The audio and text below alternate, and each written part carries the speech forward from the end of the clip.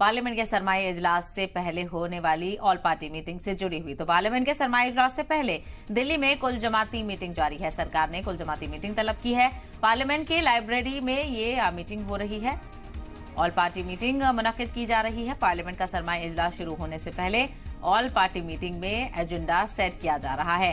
तो दिल्ली में all party meeting चल रही है। 4 से 22 दिसंबर तक पार्लियामेंट का सरमाई इजलास यानी विंटर सेशन रहेगा और सेशन सही तरीके से चलाने के लिए सरकार की तरफ से गौर ख्वास किया जा रहा है, क्योंकि पार्लियामेंट का सेशन चलाना मौजूदा सरकार की जिम्मेदारी होती है। तो वहीं ऐसे में अपोजिशन से ताउन की अपील यहां पर की जा रही है।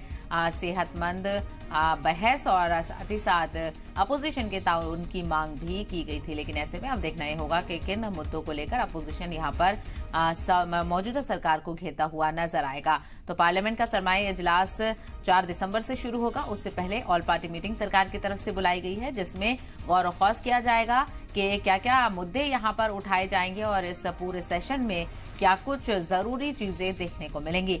तो कुल जमाती मीटिंग शुरू हो चुकी है। 11 बजे से ये मीटिंग शुरू होनी थी और पार्लियामेंट के लाइब्रेरी में ही ये मीटिंग हो रही है। मजीद जानकारी हासिल करते हैं। हमारे नुमाइंदे अभिषेक दुबे इस वक्त बराह रास्त हमारे साथ जुड़ गए हैं। अभिषेक, ऑल पार्टी मीटिंग को लेकर आपसे जानना चाहेंगे, क्या कुछ अंदर खाने से खबर मिल रही है?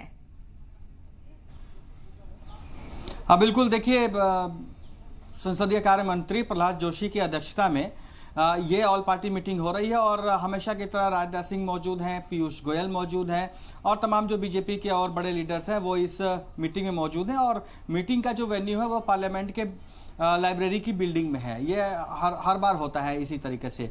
तो जब भी सेशन शुरू होता है, शीतकालीन सत्र शुरू होने वाला है, इससे पहले भी जितने सत्र हुए हैं उससे 1 या 2 दिन पहले ये बैठक होती है। हालांकि ये बैठक आज 1 दिन पहले हो रही है, क्योंकि कल रिजल्ट आने हैं और 4 तारीख को सेशन शुरू होना है। तो अक्सर ऐसा होता है कि जिस दिन सेशन शुरू होना होता है उसके 1 दिन पहले शाम को ये ऑल पार्टी मीटिंग बुलाई जाती है। लेकिन क्योंकि कल व्यस्तता ज़्यादा रहेगी, तमाम जो अलग अलग दल के लोग होंगे वो काउंटिंग में बिजी रहेंगे, अपने अपने रिजल्ट को लेकर वो देखते रहेंगे या जश्न का माहौल रहेगा। तो ऐसे में भारतीय जनता पार्टी के पास भी समय नहीं होगा और तमाम और पार्टियों के पास भी समय नहीं होगा। तो आज 48 घंटे पहले ये मीटिंग हो रही है, पहली बार ऐसा हो रहा है।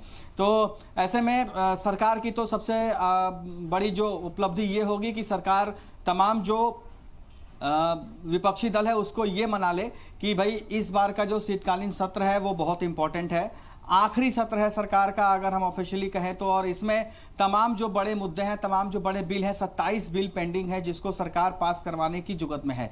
सरकार ये चाहती है कि इनका समर्थन मिले।